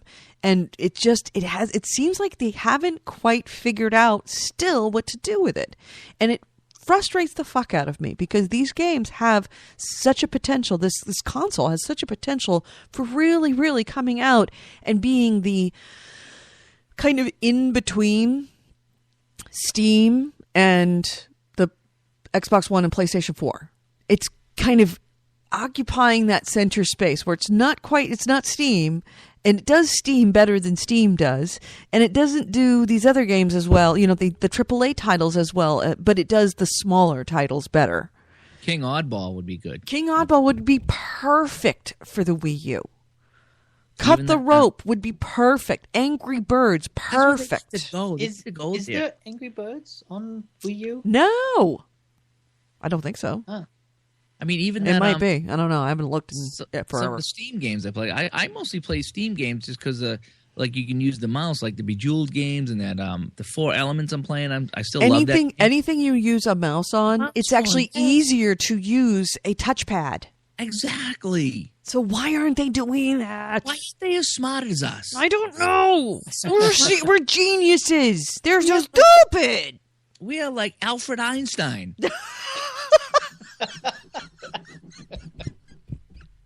Where'd you get that line? Seriously, you didn't come up with that one. I just made that up. No, really? Yeah. Wow. I couldn't think of his name. Alfred something. It's Albert. Jesus. We're just so smart. We're so smart. That's so stupid. We would make so much money if we come out with a Wii U because we'd have the right games for it. They should just really put us in charge of Wii U. We'd fix that shit. Right up. Like to introduce our CEO, Thursday Nick. And Fuck gamers, you all suck. Yeah, you're not good enough to play my console. Fuck you. I'm making 3 of them. I'm not going to sell it to you. Right. Edie Matrick, yeah. Yeah, listen, you cockholes. We've made 4 of them, and now we're keeping the first 3. You all have to fight for the last one, fuckheads. I like it. I think we could really do this. Yeah, the new one's coming out. It's going to be called We Won.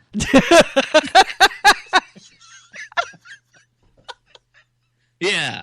And it's going to cost you $7,000. Yeah, and you're going to be online all the You time. gotta be online all the time, and it's gonna take pictures of your butt the whole damn time. If I don't see your ass on the camera, it's just not gonna work. The camera's always watching you, and you have to be naked. You have to be naked in order to watch. If it senses a shirt, it will not turn on the console. If you want to connect by Wi-Fi, you have to plug in the camera. You have to plug in the camera. Otherwise, you can't get on the internet at all. Yeah. Genius. Imagine how that would sell. It would sell. That's the thing. It's like It would sell like we're gonna call it it the kind Weeble. of would because it would if you just and it's only sell it in black, so that makes it this is the mean console. We're just going to be dicks to you. We have restaurants in San Francisco that have been around for 70 years that's what they're known for, is giving shitty service. People actually literally go there to get mediocre Chinese food and be treated like dirt by the waitresses. Oh yeah. We got a place. we can target the BDSM community. Right. No, you don't have to join the beat. It's all like frat boys. Like, oh man, seriously, think about our customer support. What could we do with our customer support team?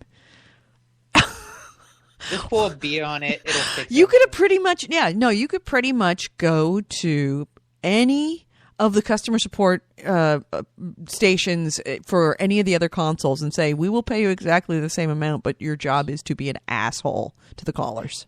And they'd be No, like, what you do dude, is you I'll just- pay you to work there. You just route someone to Xbox customer service, and then just wait. To Please see how long hold. you Click. can figure it out. You having problems turning on your Wii 1? Sorry, please hold. So you just hit the button on the front. That turns on the console. It's like, there's no button on the front. Are we talking about the same console? Oh, yeah. Oh, I'm sorry. We forgot to put in that button. Sorry. Please hold. Da, da, da, da, da, da, da, da. Well, there can't be a power button because, like I said, the camera has to sense that you're naked. Sorry, are you naked? Are you naked in front of the? Yeah. Please That's take how off, you turn it on. sir. Please take off your pants. Please. Just We've got to put a speaker in the camera too, that way he can talk. Strip for me. all right. This has gone way too far. We We've beaten that horse to the ground. We got a restaurant out here in Boston, Santapio as it's called. I Mm-hmm. think it's unbelievable pizza, but it's a hole in the wall, and you go in there, and it's like you're in your grandmother's basement with like paneling on the wall and all these old pictures, and it's low budget, but the food's really good. And we were in there one night, and this young couple comes in, and the girl sits down. She looks around. You could tell she had never been there, and she was totally uncomfortable with the place. And so she sat down, looked around. She's like kicking the boyfriend under the table. Finally, they get up to leave, and then the waiter comes over. He's an older guy. He goes, "Where you going?" And she goes, "Oh, what? We're meeting friends." And they walked out, and everybody looks at him, and the old waiter looks around at the room and is staring at him, and he goes, and this is before they even left the room, the couple. He goes, "They're meeting friends, yet they asked for a table for two?" The girl kept on going. The boyfriend's like got his head down, like, "Oh." That's just how classless they are there. They don't care.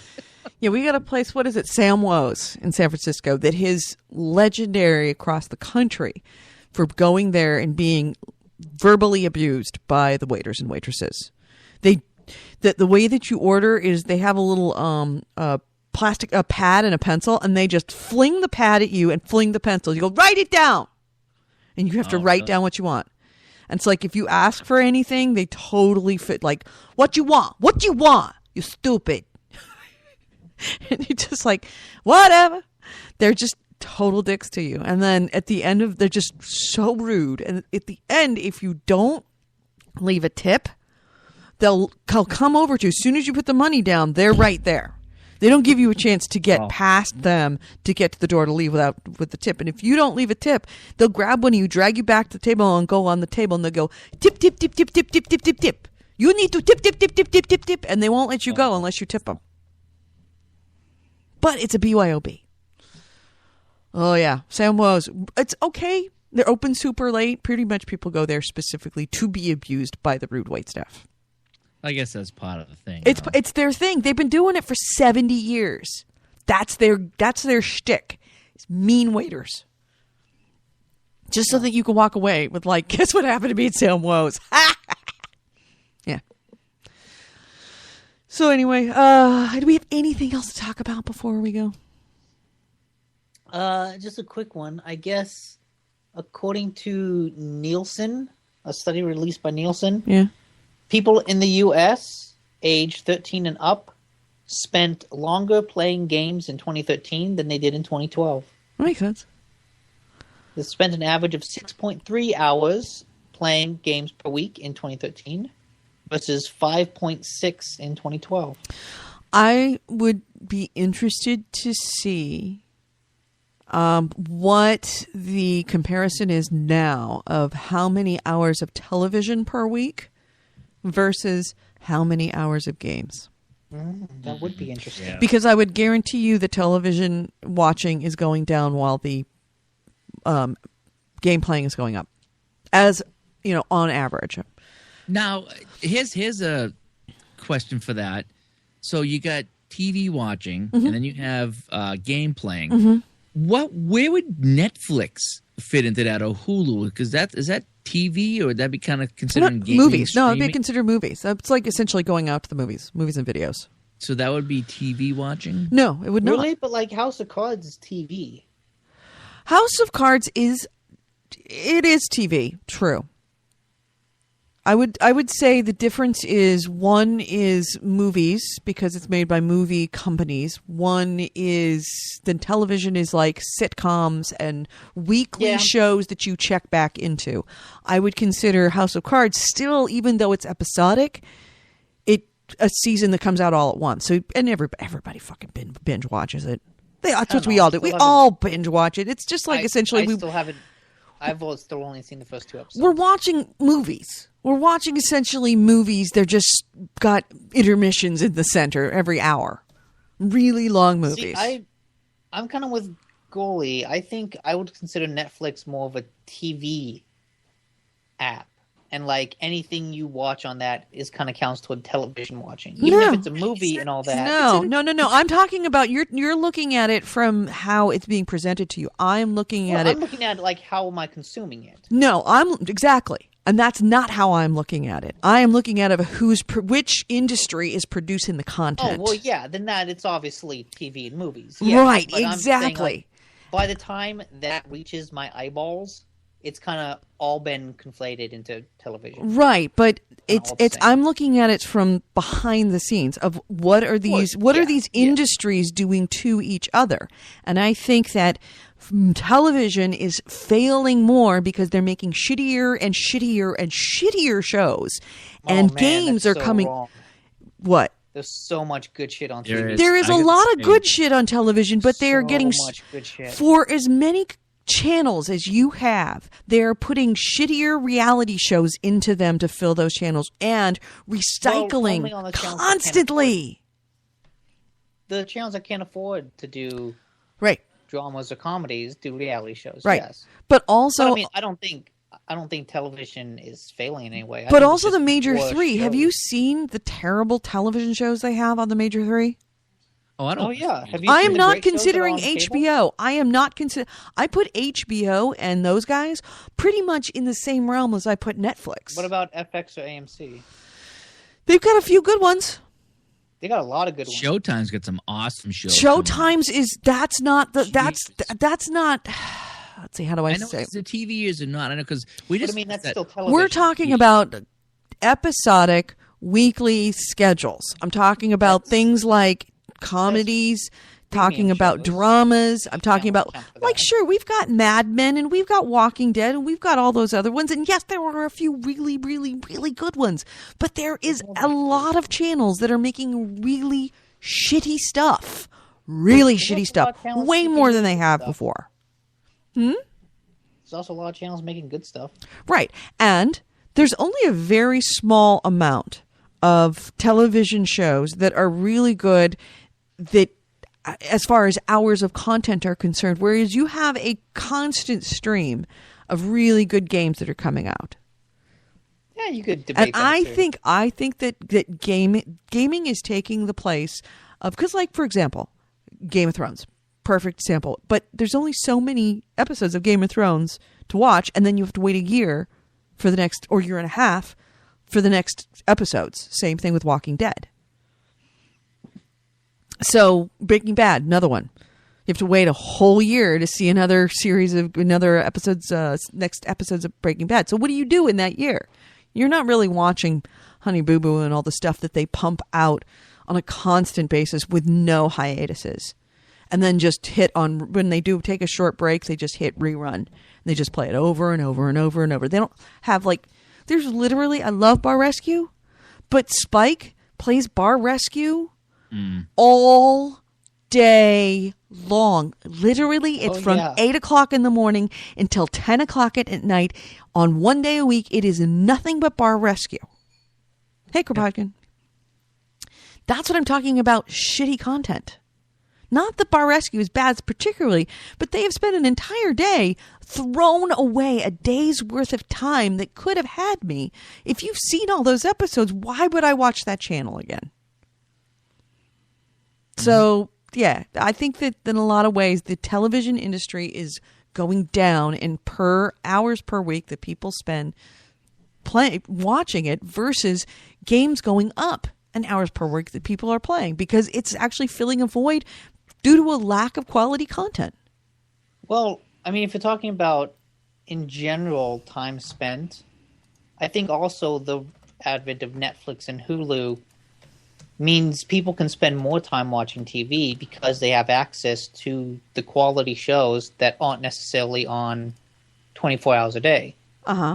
If Breaking Bad isn't coming on anymore, but I could go on Netflix and watch it now. Right, that's true. So there's a history of quality TV that I can access now because of these apps that you couldn't before. So that's why I think if you're going to compare television watching time to game playing time, you'd have to include time spent on apps like Netflix and Hulu. Maybe.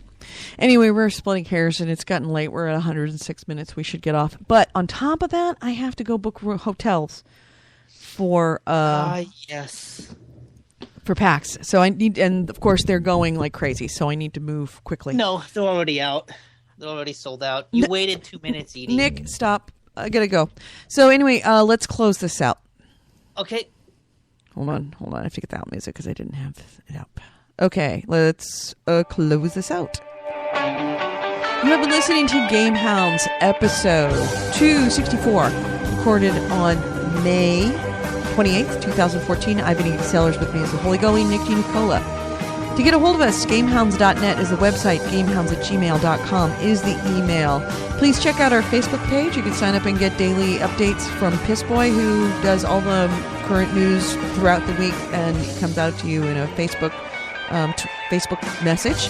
That would be at under the GameHounds on Facebook.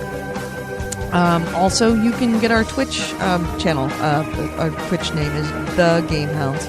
And whenever Goalie starts to, or I start to broadcast, you can check it out there. Finally, we've got a voicemail and what's that other thing? Voicemail and text line. That text line and voicemail number is 304-300-9889. And you can use that to tell me all about the games you're playing and some of the people who've been. Right. All right. And if you ever want to join me for a game or send me a message, my PlayStation Network name is Gamer Edie. Goalie, yours is? Gamer Goalie. And Nick, yours is? EVILALSOP. EVOL. EVOL, sorry, because he's so all the time as I can find him. Yeah, he's the one that's always on. You can just check him out. Still, you can't sign out. Even after all these... You can't sign out, never. Sounds like we won. All right, so talk to you guys next week. Bye-bye.